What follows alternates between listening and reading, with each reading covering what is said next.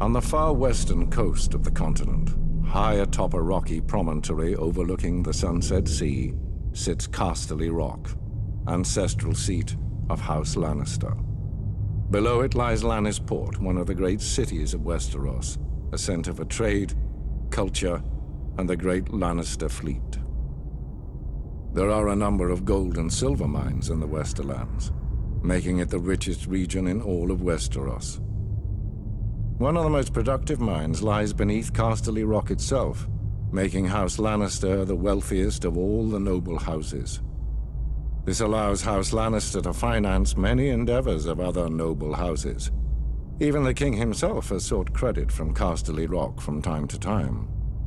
We Lannisters claim our descent from the Andal invaders, and through the female bloodline, Lann the Clever.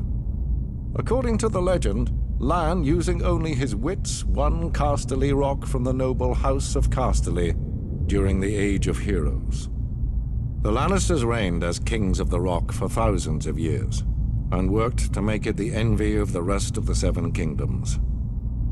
Our time as kings ended, however, when Aegon Targaryen, otherwise known as Aegon the Conqueror, arrived in Westeros with his army.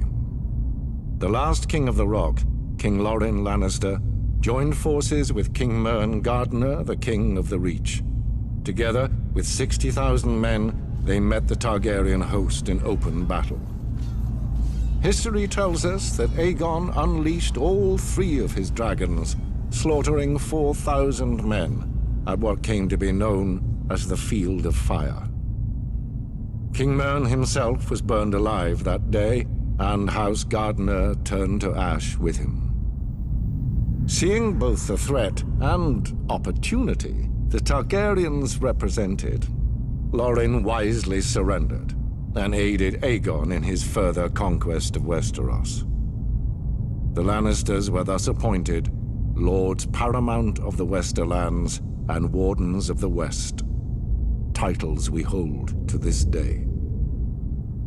Let us be clear, though. It is neither luck nor royal favor that makes our house prosperous. There have been times in our history where some have thought us weak, lazy, or opulent.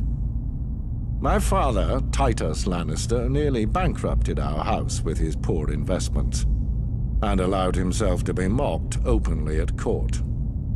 When our vassal, the Rains of Castamere, dared to rise up against the Lannisters, they learned how dangerous it can be to taunt a lion. I, Tywin Lannister, led the assault on Castamere to put down this rebellion. I made an example of them, to anyone who doubts our might. They even made a quaint song about the fates of the Rains of Castamere. Sadly, there are no Rains left to hear it. Today, the Golden Lion of Lannister is rightly admired and feared throughout the Seven Kingdoms. Our words are, "Hear me roar." But there are other words that should be remembered when crossing a Lion of Casterly Rock. A Lannister always pays his debts.